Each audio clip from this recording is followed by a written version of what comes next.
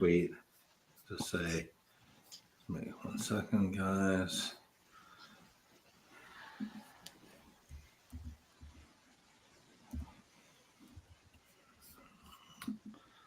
I guess it's live right now. Okay, yeah, we have 1925 people coming. Okay, great.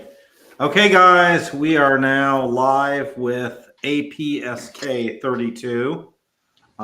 Thanks for stopping by, apsk. I started learning about apsk about a month ago, when I got interested. When I was talking with Giovanni on these power laws, and then I saw these really fantastic charts that apsk was doing. And since he's produced some really amazing charts that I would say are the best charts that I've seen on the entire web. And there's people who produce some really good ones, but I would say you've produced the best ones so far.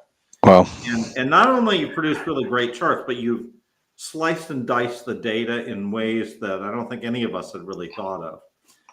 In particular, I love this kind of way of looking at these sort of normalizing everything on and you'll tell us about it, but sort of on a cheap to rich kind of way. So I'm going to leave it over to apsk, and great to have you. Why don't you tell us a little bit maybe about kind of your Bitcoin journey a little bit, and then we'll get into these power laws, because that's kind of, this is your claim to fame, really. Yeah, so thanks, and I appreciate you having me on. Been following a lot of your work as well. I kind of came across the power law. I think it was a Medium article by Harold Berger, I believe is his name. It's a pretty compelling article. I think the original article was from 2019. Yes, exactly. I read the exact same article. Yeah. Yeah, and it shows in log the Bitcoin price, and that straight line is hard to not see. So once you've seen that straight line in log, and then the out of sample data that he plotted in an update showing that it kind of remained in this corridor, yeah, it was something I got into. So I've been in Bitcoin for a few years now, and then I guess just I'm anonymous, but as a quick introduction, I suppose I'm an electrical engineer. I work in the space industry, specialize in communications. So you have these satellites, and they're doing things in space, taking pictures, gauging the temperature of the ocean, all this stuff. They've got to get that data down to Earth. I work on those kinds of systems, and not as much anymore, but earlier on in my career, I got to do a lot of coding and plotting. As an electrical engineer, we work with a lot of data, and so I still enjoy code. I like to communicate data effectively. So in my off time, I follow along Bitcoin. I saw this power law stuff, and I thought, well, I should jump in that. It's really interesting, not to interrupt you, but it's interesting that you're the third person with some kind of connection to the space/astronomy field that's found the power law. So it's very interesting that you're used to seeing a lot of data, and then when you see these kind of relationships, you're just like, wow. It's pretty uncommon to see something show up like that. So I got several charts to go through to talk through today. I know that you've kind of been going into the theory of why the power law may be there, explaining the physical process behind it. I find that interesting, but most of my work actually focuses more on the practice, right? And maybe that kind of fits better with my engineering background.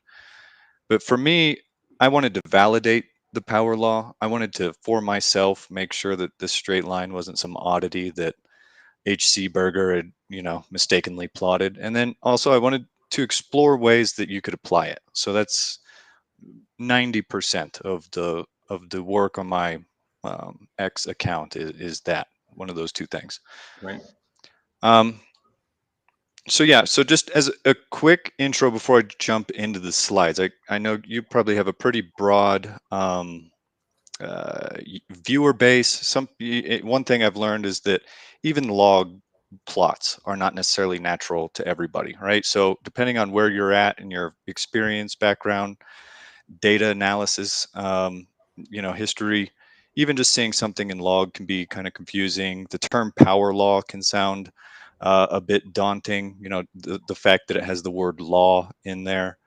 But I just wanted to quickly point out that the power law itself isn't above most people's heads, right? So it's very basic. So one example would be a coefficient for drag. So if you're driving down the road 30 miles an hour and you stick your hand out the car, you're going to feel that air impact the surface of your hand, right? It's going to feel like something pressing your arm backwards. Mhm.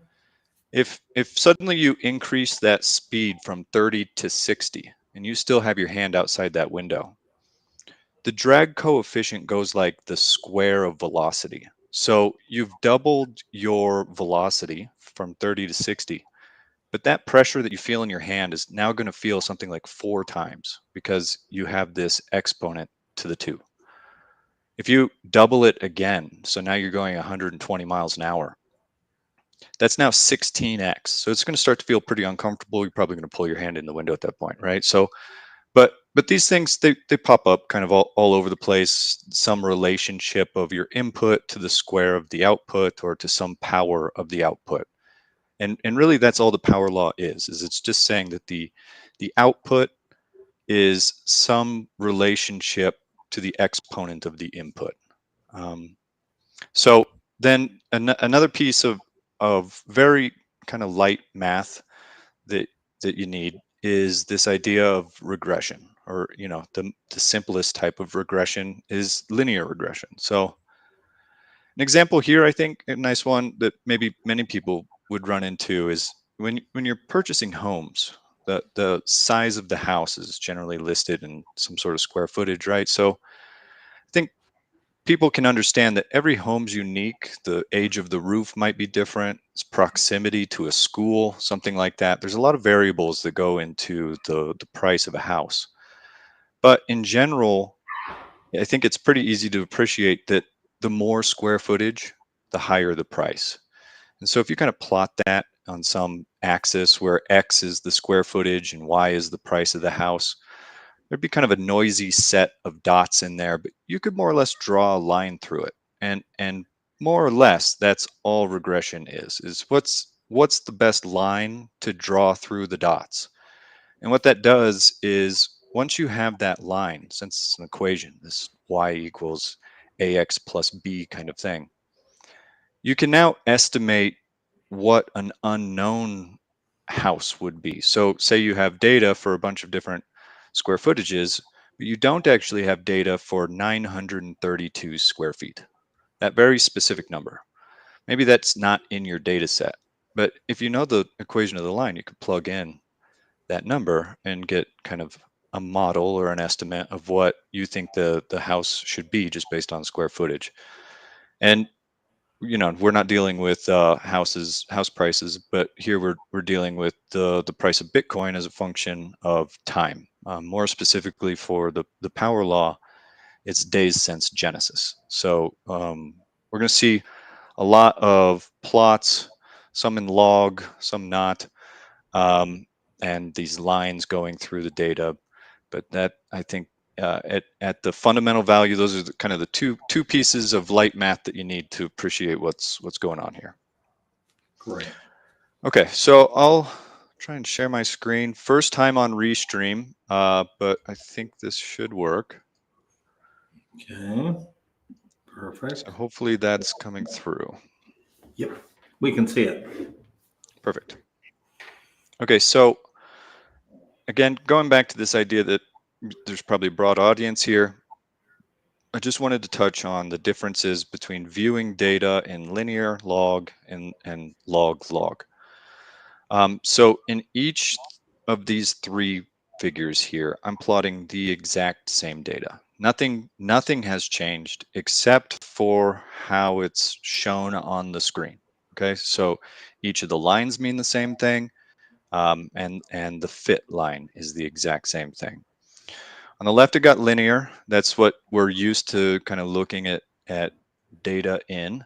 But the problem that you can see with linear, especially for Bitcoin or anything that's varying over a large range of values, is that it gets hard to see, right? We can't even see the value of Bitcoin on this plot in 2015. So it's not a lot of use to us. So when that happens, we often move to log price scale. So that's what the center is.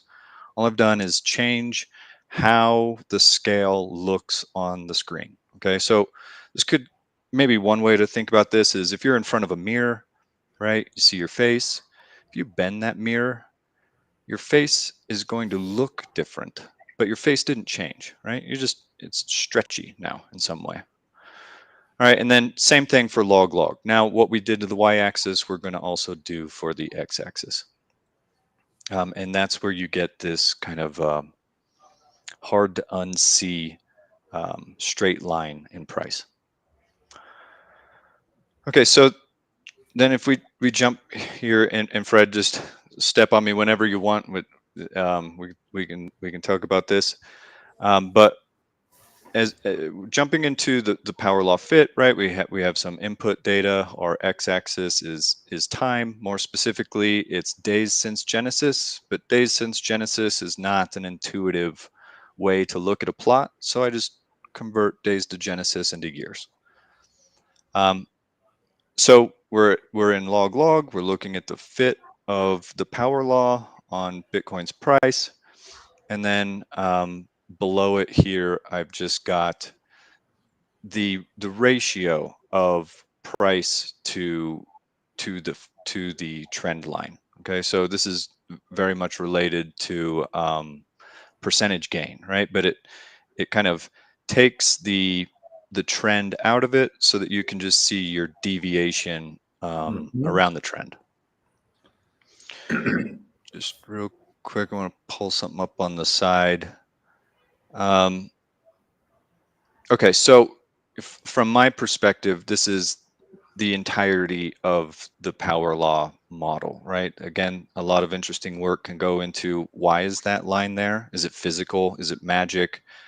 Me, the engineer, I don't care. I just want to know, how can I apply it? How can I validate it? And I want to know if it's going to change, right? So if it does start to change, I want to be able to be aware of that.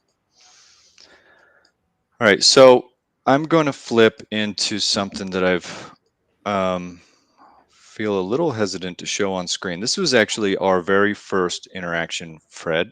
Okay. Oh, well, real quick as we get there. So here's the power law in log. Here it is in log, and here it is in linear. Okay. All the same data. Now let's go to rainbows. Again, I don't want to lose any audience here. I know that the rainbow charts aren't in vogue. So we'll move through this pretty quickly, but I think there's actually a lot of the main types of analysis that happen related to the power law can be expressed in this. So Okay. obviously the power law is some line that goes through it, but we can all see that there's huge deviations from the power law, 10x over, right? So we're not just interested in the power law fit itself, but are there some constraints that we can put to define a range around the power law to help us understand, are we expensive or cheap with respect to the power law? In that H.C. Berger Medium article, one of the things that he did was he plotted the power law, but then he also plotted a line that followed the tops. One thing that might not be intuitive to everybody is that's actually two different fits, right? The power law itself doesn't fit the top at all, right? If you just take all of the data and ask and do regression, you get something that kind of goes through the middle. If you wanted to draw a line over the tops, that's a different model. It'll have a different slope, a different intercept. But anyway, so here's kind of the basis for most of these rainbow charts. People will come up with different ways to define these bands. This is one of the first charts I put up. And the way I defined these bands is I found this point right here. Okay. Um, and and then I found this point right here, and I took the ratio of the two. All right. The ratio of Mm, those 2 points with respect to the power law is about 0.52. Okay. And okay. so that means that with respect to the power law, the peak decreased by 48%, peak to peak, those 2013, 2017.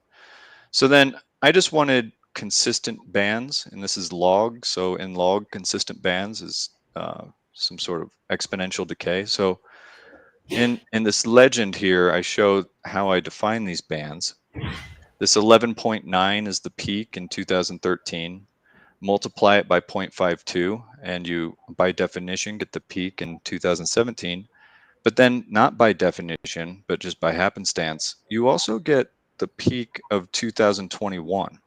So this isn't defined at all. It's just what happened. So there was a 48% decrease peak to peak between 2013 and 2017, but then a very similar decrease to 2021, right? And so then I think naturally, people often ask themselves, well, will that continue? Is that trend going to continue? Can it, if it does, if that exponential decay continues, you end up at the top of the green band. Okay. Right. I'm going to flip to log. So if that 48% reduction for each peak continues, you get to the top of the green band. And then also, if you notice, you have kind of these 4-year cycles. So you could, go forward 4 years, look at the top of the green band and say, well, I Mhm. think we'll probably land at about 200K in October-ish, right? I think Of, that's of which year? 2025. Okay. Right. So that's kind of a normal estimate. One takeaway here that I have is that if you look at the timing, um, so here we're in 2000, just before 2014, just before 2018, so 4 years. We should have peaked, if that 4-year cycle continued, we should have peaked kind of at the end of 2021. Hmm. But we really touched the top of the orange yellow band in like the spring of 21, right? So maybe concern, I don't know, but one thing that I'm watching is, are these cycle timings advancing, right? A lot more people are aware of the data. A lot of people are looking at plots like this. A lot of people would want to get ahead of plots like this, right? If you know exactly that it's going to be 48% down and 4 years to the right, well, then you could come up with a buying strategy that takes advantage of that, right? So there's a lot of big money involved, and so this is the last time I'm really going to get into trying to call cycle timings or cycle tops. It's my least favorite part of this model. I think it's essentially technical analysis but with code, right? It's it's a little more advanced than drawing a line on a screen, but not much. So could it hit 2000 or 200,000 in October? Yeah, gun to my head, I guess that's my call, I suppose. But I am open to it moving significantly to the left and not following this exponential decay at all. I don't think that we necessarily have to, and I don't think that the power law itself is broke if we don't. I mean, to be honest, you really have two data points here, right? Because Yeah, you yeah, you really have the 2017 data point, which is by half, and then you have the 2021, which is another by half. So, exactly. I mean, Yep, if you're interpolating to say that the third one's going to follow the pattern, but yeah, yep. And yeah, that's all it is. Yep. yep, So then this one's just fun, right? yeah. So it is, again, it's the exact same data. It's just in linear. And isn't it more fun to kind of look at this data in linear? It makes you feel it instead of exponential decay, it looks like, hey, we're all going to get rich, right? So that's just kind of a fun thing to look at. But also, when people start talking about getting into the million in 2025 or whatever, that's red band, right? We haven't gotten to the red band since 2014. Okay, so to me, I think that it's unlikely. I'm not married to the fact that we'll top out at green, but I do think that some kind of decreasing peaks is going to persist as the asset matures. Yeah, I would agree with that. I mean, that's my view.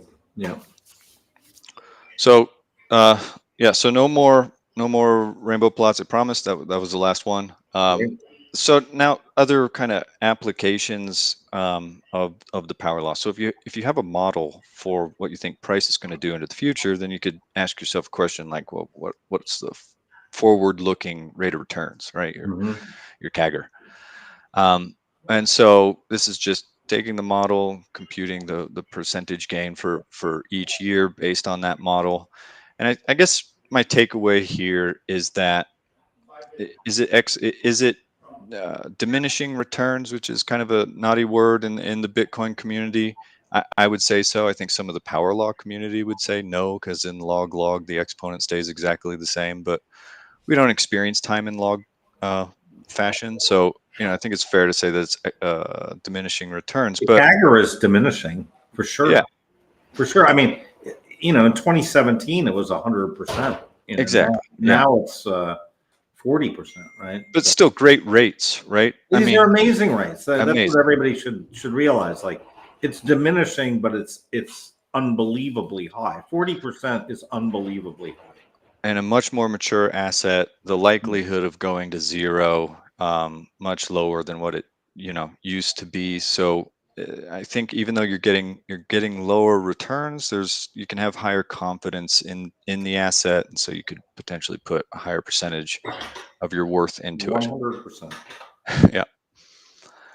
Um, all right. So some other fun things that you can do if you know.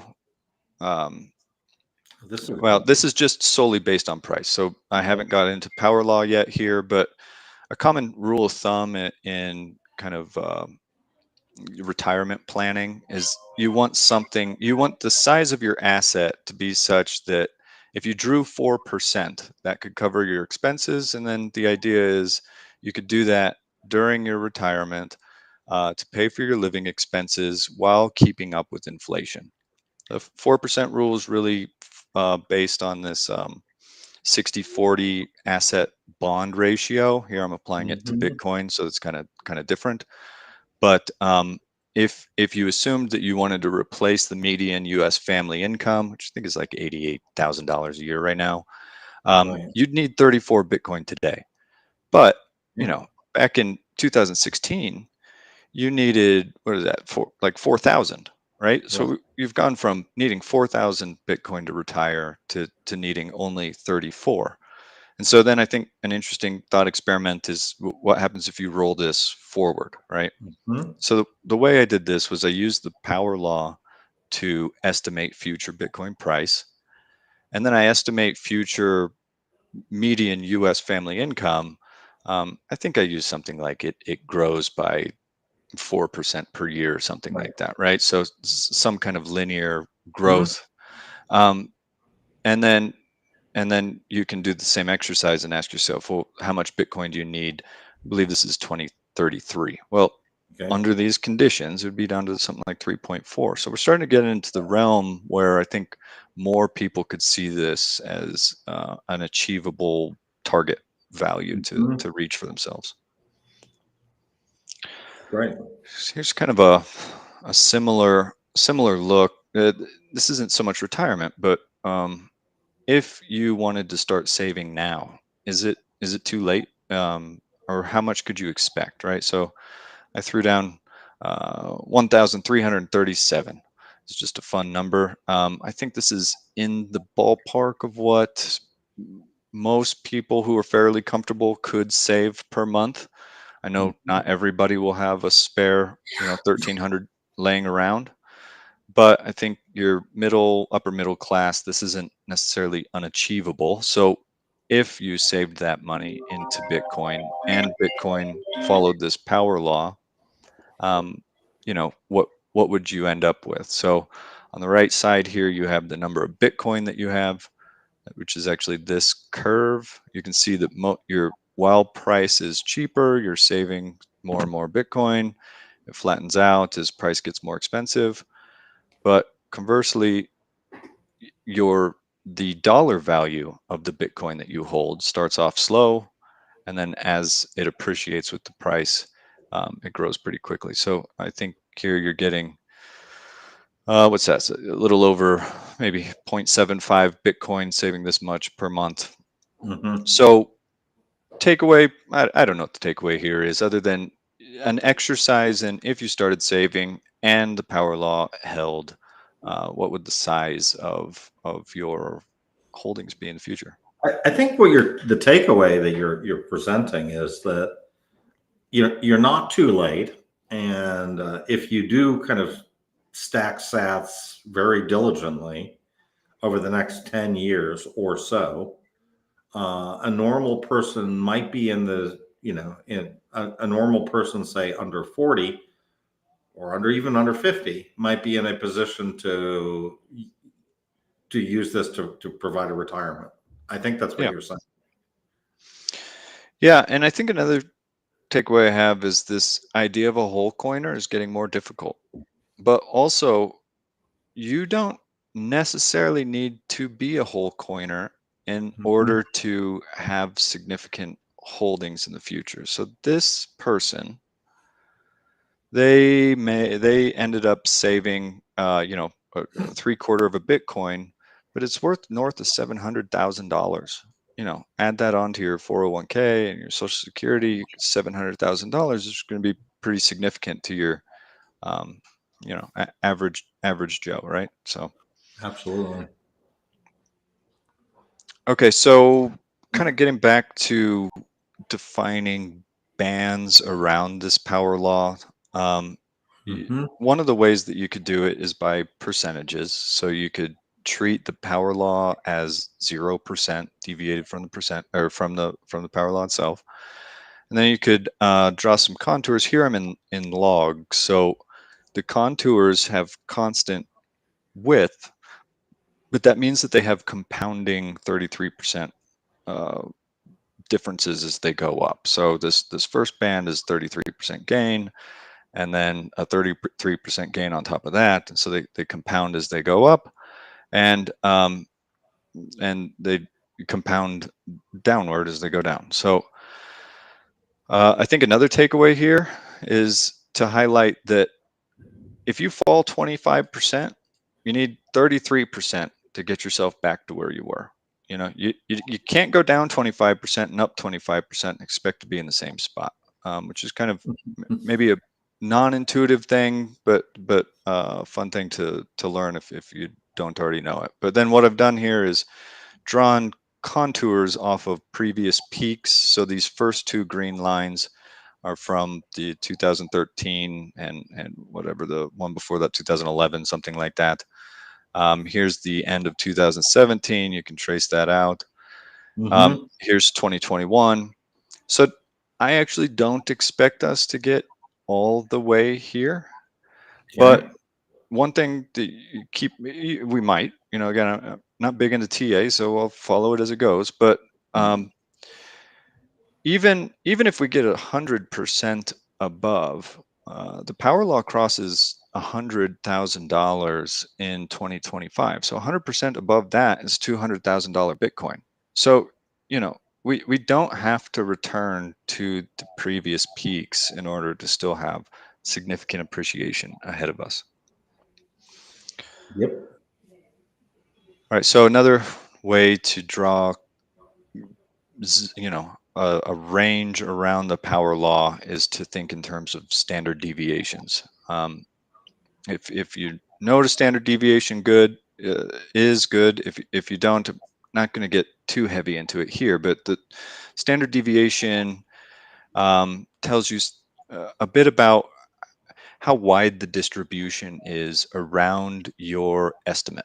So if you assume that the values 100 is 0 in play, is 1,000,000 in play. The standard deviation helps tell you kind of the width of that distribution. The power law is skewed. The distribution for the residuals of the power law is skewed. We tend to not go as many standard deviations down as we do up. And we were well within 2 standard deviations at the 2021 peak. And same with the percentages. This seems to be getting smaller. An issue I have with the standard deviation approach is, even though this looks constant, it's not. I've taken all the data into my model and then computed the standard deviation, and I've backwards applied it, right? So I've taken the standard deviation of today and applied it to yesterday and the year before. But the standard deviation Going in down. recent years is smaller than it used to be. Yeah. Now, what you could Mm. normally do is apply this over smaller windows of time, but Mhm. Bitcoin's cyclic period makes it hard to do that. Because if you only capture 2 years of data, you might miss an entire bubble, or all of your data might be a bubble, right? And so neither one of those are great representations of kind of a long-term average. So Bitcoin's particular shape makes it difficult to, I think, apply standard deviations, but this is another way to do it. And then I want to get to the animation. So I Any have a bunch thoughts? By the way, any thoughts yeah. as to why this you only see 1 standard deviation on the downside and 2 on the upside? Well, I don't know if I have any groundbreaking thoughts, but I do think that probably the power law, whatever that magical or Mhm. physical process is, I Mhm. think it's the support, actually. Right. Okay. Um, and so I think that the hype periods are these bubbles above support. And yeah, I don't think I have a good explanation for. It's not something that I've thought deeply of. I've definitely It's noticed the interesting because skew, but Giovanni agreed. I remember once you put one of these videos out, and Giovanni's like, he goes, I think the real power law is the support as well. Kind of to your yeah, point a little kind bit, of a lower bound on price on time. Maybe mm, maybe it's related to the miners. I've seen you put out a lot of thoughts on Yeah. Yeah. addresses, and I've seen mentions of Metcalf law, and Mhm. I think there's definitely something there. Okay. Um, Interesting. and kind of as an aside, but since we're on it, the address analysis. Yeah, I think your latest post, you were looking at addresses with greater than Mhm. $1,000, right? Yeah. Hmm. I like that. I mean, you're trying to get to how many users are there in the system, right? Metcalfe's law is kind of is assigning value to a communication network based on the number of users, right? But um, I don't know how you address things like HD wallets, where now we can have a lot of addresses. Maybe you can just assume that users don't maintain a bunch of coin in several different wallets. That seems pretty fair. But then we have the advent of all these exchanges, and I think most people, especially smaller holders, keep their coins on an exchange. It's definitely that. I think that you're right. I think that there's data from River Financial and stuff. They say 60 to 70% of the people are now putting their data on exchanges as a but in terms Yeah. of the number of users, there are more Uh-huh. people on exchanges. In terms of the value, I don't think that's Yeah. true. In terms of the value, there's Well, only so 2 then million extend that to Bitcoin the on ETFs, right? So now we're talking significant value, because we're talking people's, IRAs, retirement Sure, but accounts. it's still only 5%. It's still only under 5% of the total amount of Bitcoin. Yeah. And, it's still, we don't know the exact number of ETF holders, but we do know uh, it's nowhere near. I mean, there's only 16 million ETF holders, period. Yeah.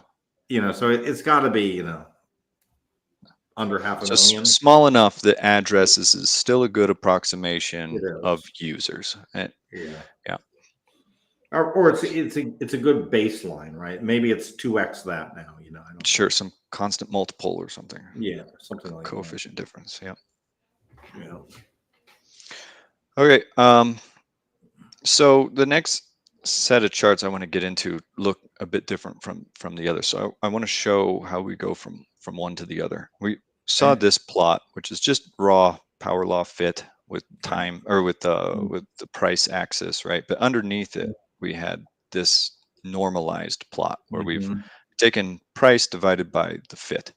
Right. That's what we're going to look at here. That's Mhm. more or less what these are. Okay, so we're just taking the actual price out of it so that we can see deviations instead. Mhm. So here's percentage difference from the power law trend. Something that kind of jumps out here is that we have a good support line where it seems that and let's ignore the numbers on the right for a minute. So the percentages, the y-axis is percentages difference from the Mhm. trend. Okay, Right. we have an interesting solid support here at minus 58%, and boy, talking about looking at straight lines show up. That here's another one where it's hard to imagine that that's coincidence.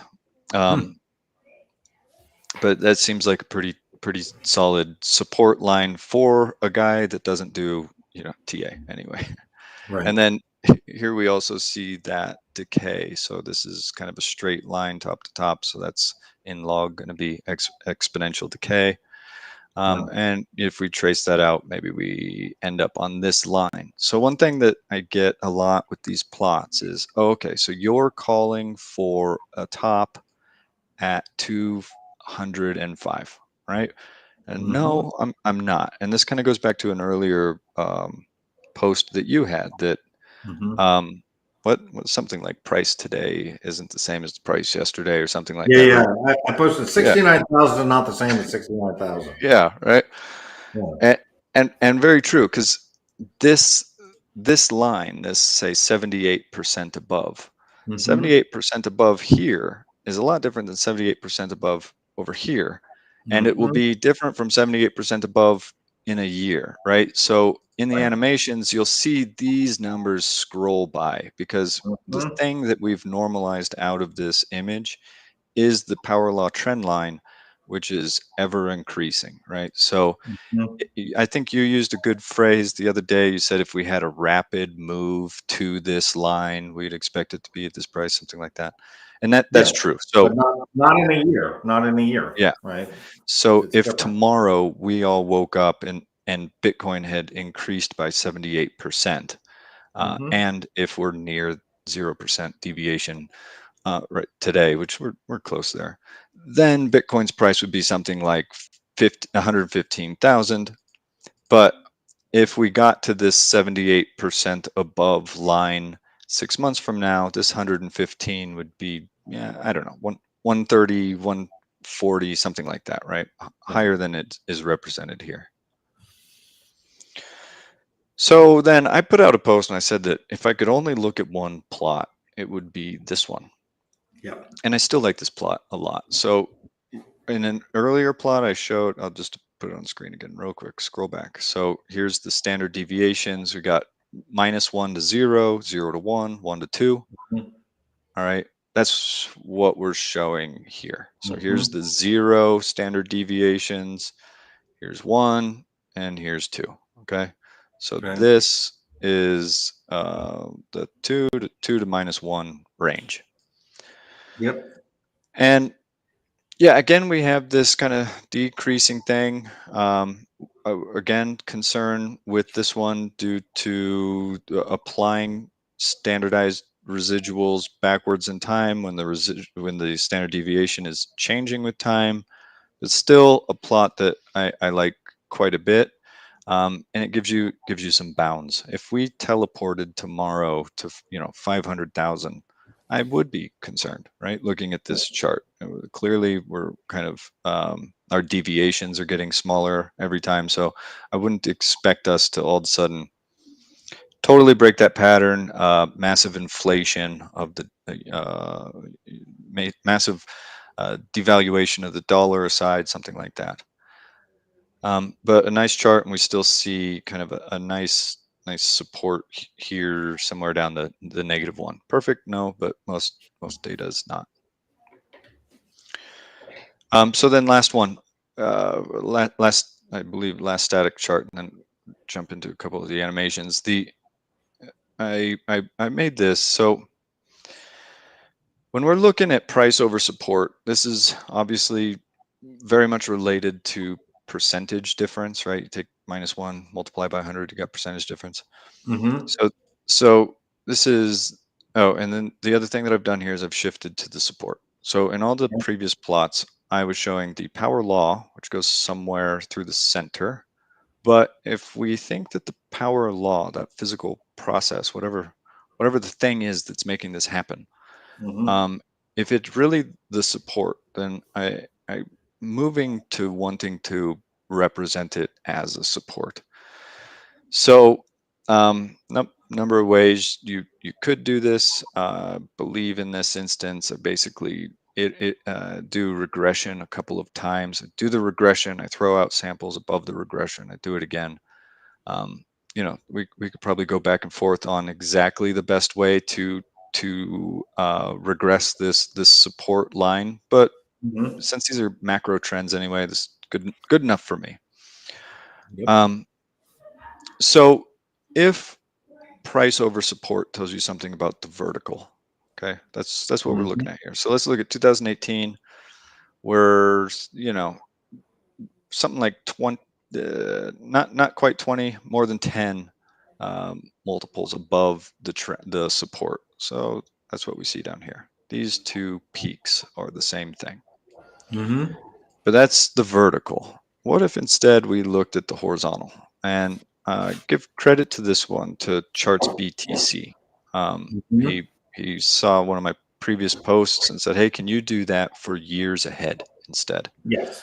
And I Correct. thought, "Well, that's pretty cool to think through." So Mm-hmm. um, that's the horizontal. That's like you're on a lookout tower and you're trying to see how far you can look before the horizon rises above, right? Right. Um, so that's kind of it's a different measure, but you can plot it just the same, right? So you come down here, you plot it, and it seems like we are kind of, at least historically, we've stayed within 5 years ahead.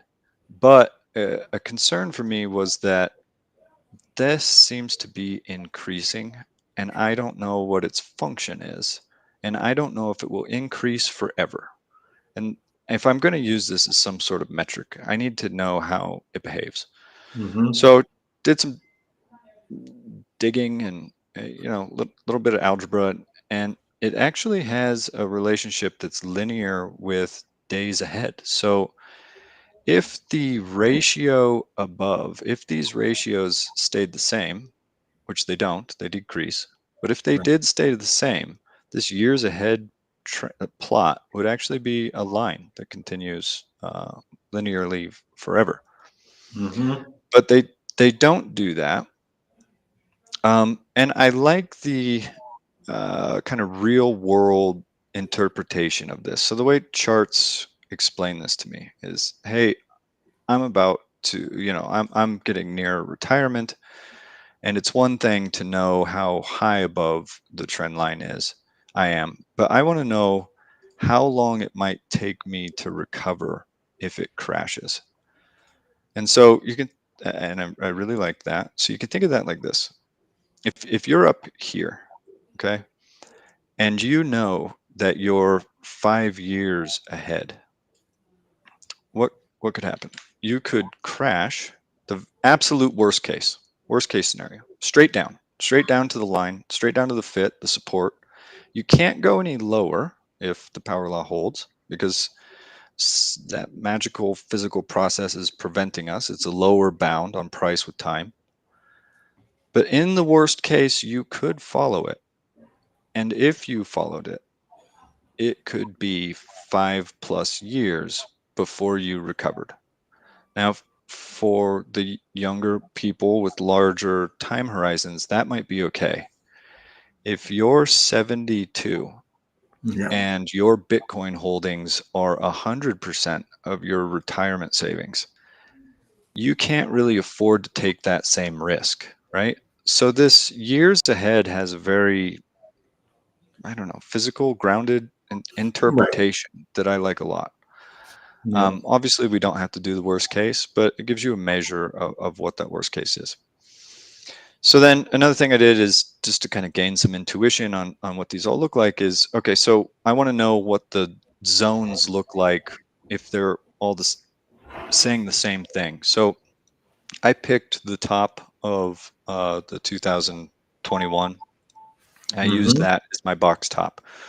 I think this is something, the bottom I think is like 1.5, which I don't think we would top out that low, but I'm trying to draw a fairly large box. I just want to see the relationship.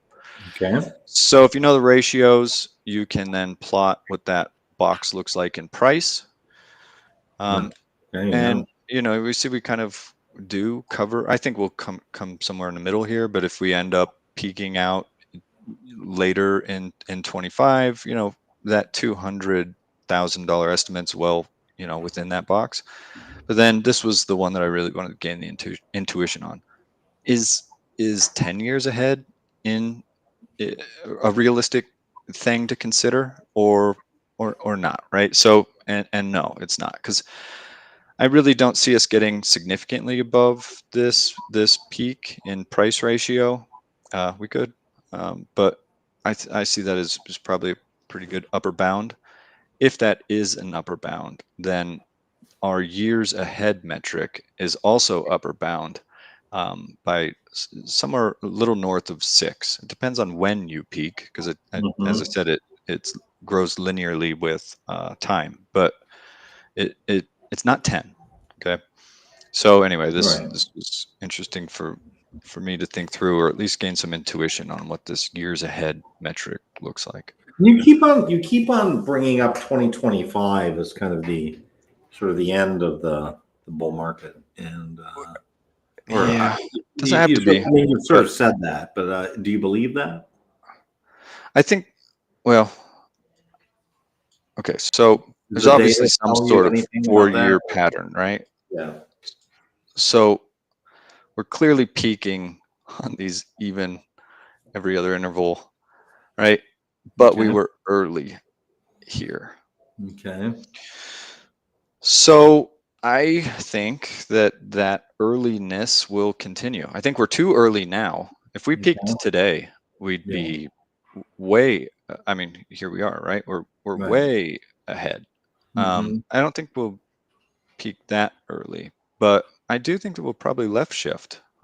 Just a Okay. hunch, not really based on anything other than we seem to experience that in 2021. Mm-hmm. And there's enough data in front of enough people with enough money that I think that they'll take advantage of these cyclic patterns. I just cannot see this, sort of independent of this charts, but I cannot see that all the people, all the money, the story of these ETFs and everything.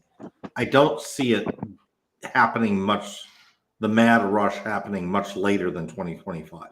Like it just, independently of any of these charts, it just sort of seems like, you Yeah, know, all the information will be out by the end of next year. And plus we'll have a new, we still may have the same administration, but we'll have, a new president, whether it's Biden's second term or Trump's second term. But yeah, we'll have a new administration. We'll be into year 2 of the ETFs. It seems like 2025 is kind of, it seems like a natural place for us to peak in 2025. late 25 or early, or where do you see it? Well, the only thing I will say is if you look back at the 3 bull markets, right? Yeah, 2013, 2017, and 2020, right? and end of. I mean, it's It's almost always start end of. of. It Yeah, really yeah, is September through December, right? yeah, yeah. So if I had to guess, if I really, with push comes to shove, I think it's either going to be September through December of this year or September through December of next year. And I would probably guess it would be September through December of next year. That's kind of my guess. So 20. So that would be basically on time. That would mean that it would follow that 4-year cyclic pattern, I mean, I right? still think we're going to have a pretty good year, but I think Yeah, yeah. people who are thinking that we're going to have $1 million this year, David Bailey was saying that just seems crazy to me. But it might happen. Bitcoin is crazy. Yeah. But if I sort of if I'm looking at this data, I'd say we should be very happy if we get 100,000 this year or 125,000. Mm-hmm. And then, if the blowout top would be some crazy number like 300,000 by the end of next year, Yeah. that would be I kind think of that's important. my sort of super optimistic scenario, and I just don't think we're going to get much beyond that. But these numbers, when you get into log space and stuff, there's not that much difference between 300,000 and 500,000. Right? Not on pixels on the screen anyway. No. No. Yeah. But yeah, okay. This is fantastic. So yeah, I'm open to something like a peak in March 25. Yeah, Kind of could happen. something Yeah. where we're left shifting a bit, but Yeah. I pretty much it doesn't matter. I just enjoy making the plots, I guess. I'm Yeah. not doing a lot with this data, to be frank. I enjoy Right. making doing the analysis, Yeah. but I'm kind of just in it already. So, Yeah. Yeah. Exactly. um, all right. So I guess just real quick, some people ask about, well, does it work with market cap? What about inflation? So here Yeah. I'm using M2 as a measure of the inflation, the money supply, Hmm. and then I'm plotting the market cap as a ratio of that. It's still a power law. One thing that jumps out at me though is that this might be a different line. That might Mm. be the slope might have decreased there. And I think that that could mean one of two things. I think that could mean that Bitcoin isn't a perfect hedge for inflation, which was Mm. fine. Or it could mean that the spring is loaded because with respect to the money supply, we're not at the price that we should be at. Right. I don't know which way it is, but I can kind of see two takeaways there: loaded spring or Well, permanent I change. think I like the loaded spring analogy because basically what you're sort of saying is the money supply is really accelerated, but we're still not feeling kind of the inflationary effects of that. So On people just sort price. of Yeah. disregard it, right? Yep. They're underestimating how much money there is in the system, Yeah. and so I love this concept of yours, the loaded spring. I think that's great. Yeah.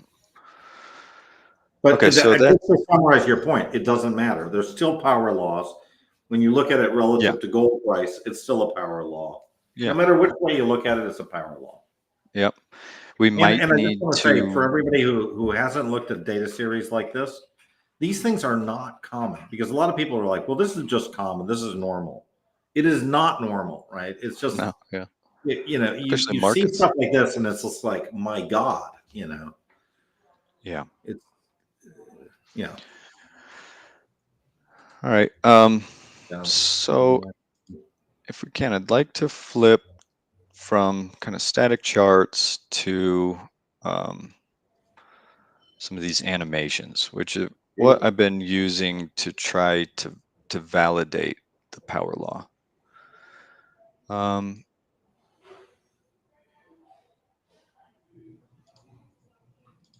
I'm going through tabs here. Here we go.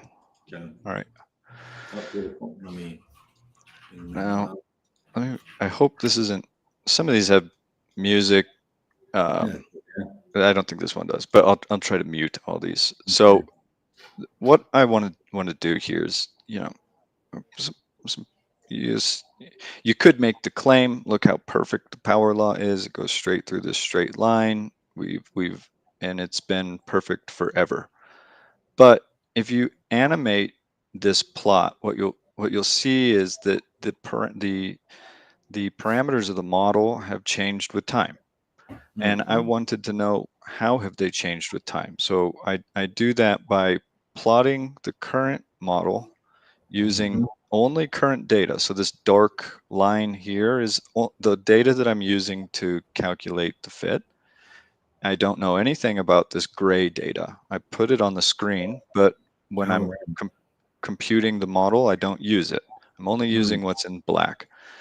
And then I'm going to use a color change from orange to blue to show age. So as I play through, I have these new orange lines. As they get older, they fade to blue. And obviously, mm, with all this blue on here, you see that the parameters of the model changed significantly in the past.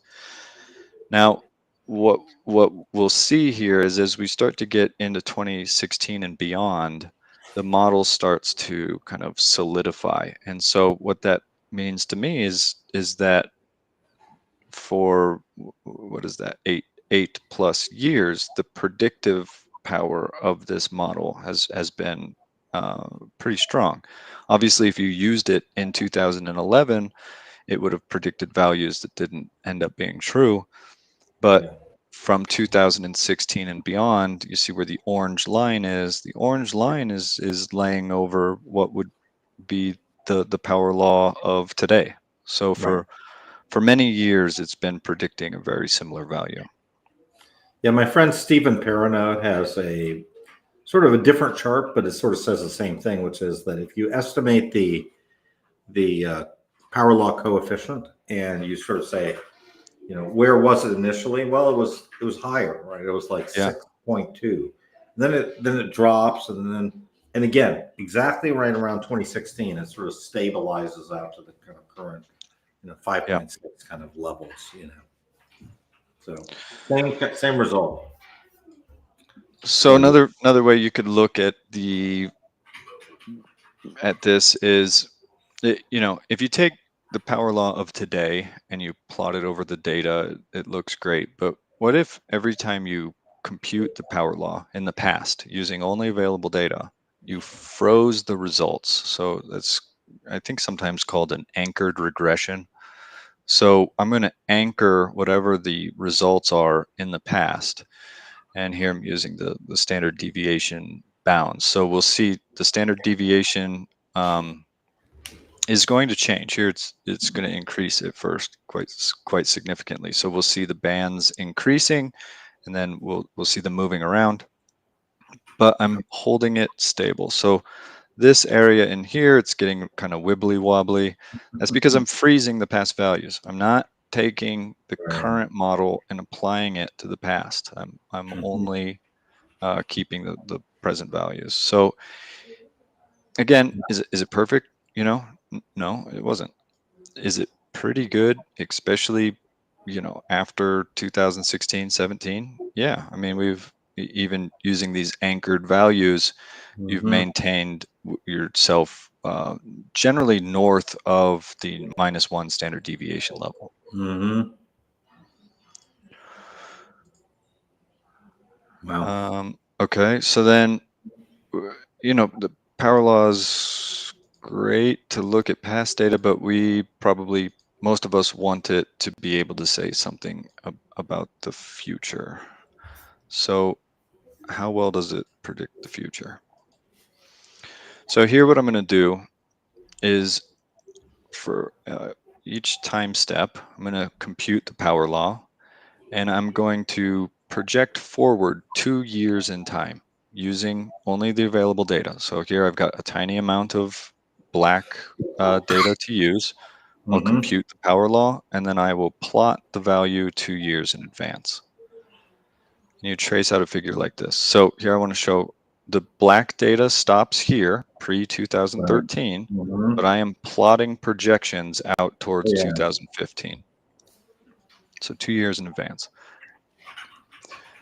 So as the power law parameters change, especially early on, you would have mispredicted this period, right? If you Mhm. predicted where you would be at in 2016 using 2014 data, you would have predicted too high. But Yep. now we're in 2017 predicting 2019, and we can see by the fact that it's kind of overlapping on these gray data points that the forward prediction, the 2-year forward prediction, is actually coming in pretty good. Again, this is all saying more or less the same thing one way or the other. Somewhere after 2018, the stability of the power law really improved. Wow. That's an amazing, just absolutely stunning. And Cena saying, never seen anything like this too. I mean, look, I think your data is great, and also that this power law is something else. It's something else. Yeah. It's crazy.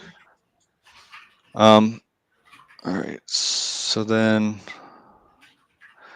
I have, let's see, an animation for the standardized residuals. So just so I think this is coming through. Yeah. So we're talking about, just looking at the residuals here, standardized residuals. So this is -1 standard deviations. Here's +2 standard deviations.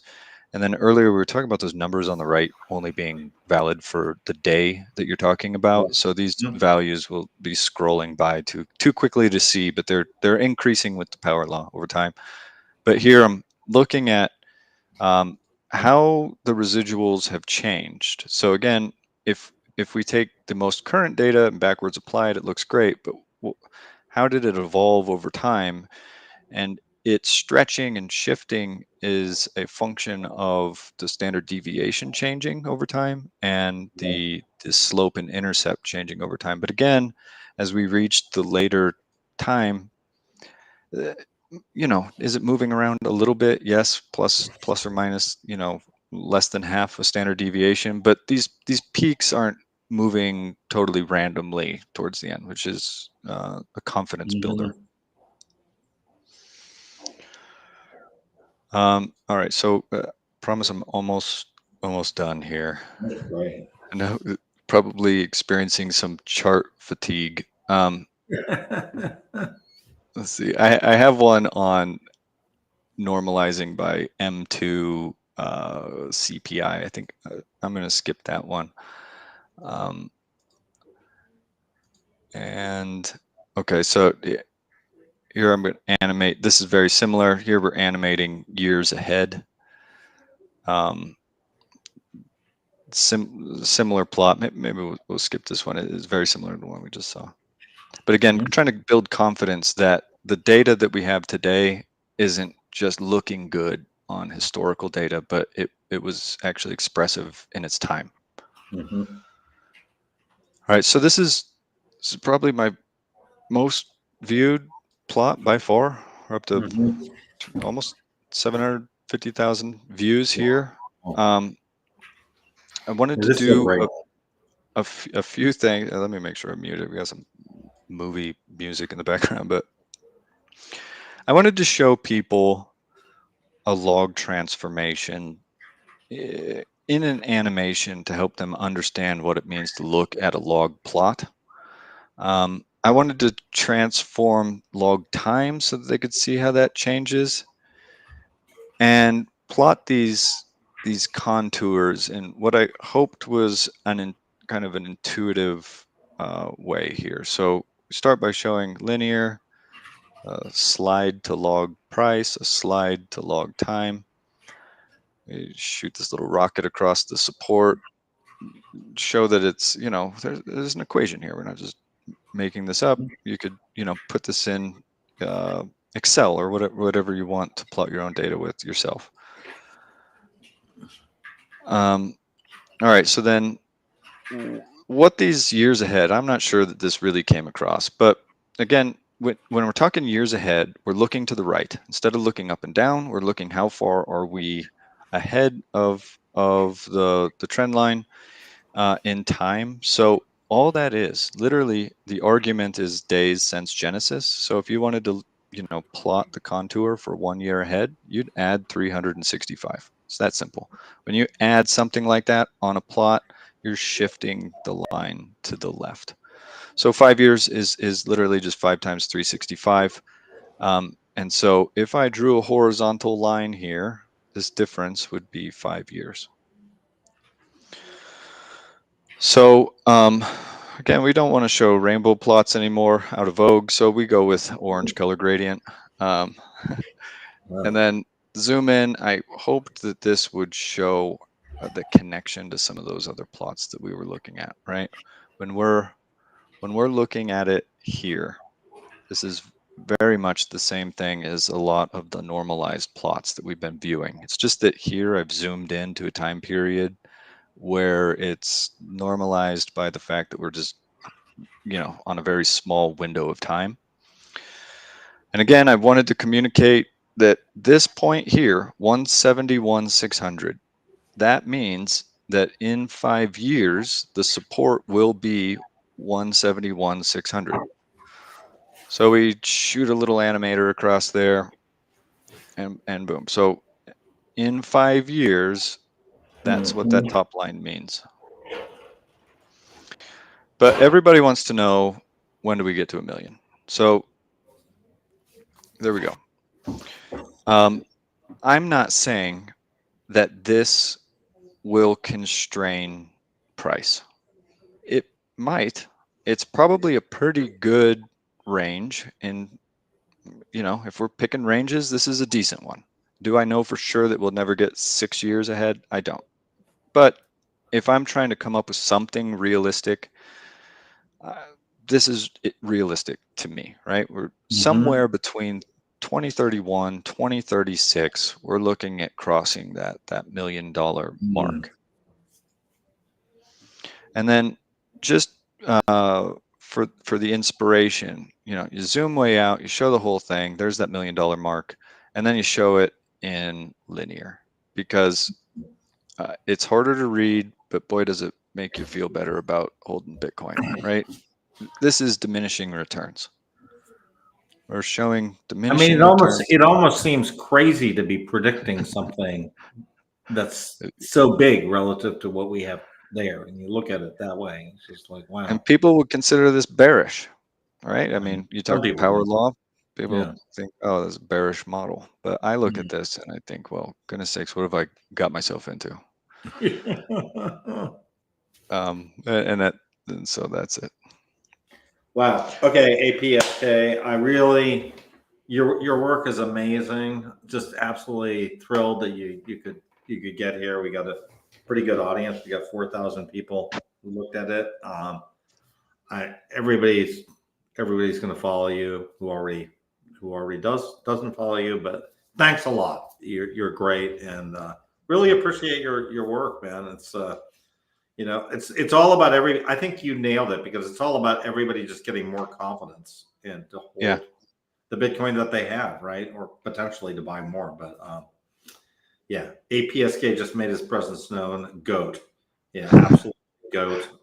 We really, we agree. Thanks, APSK. I'm going to end it there. Thank you so much, It's Fred. really great.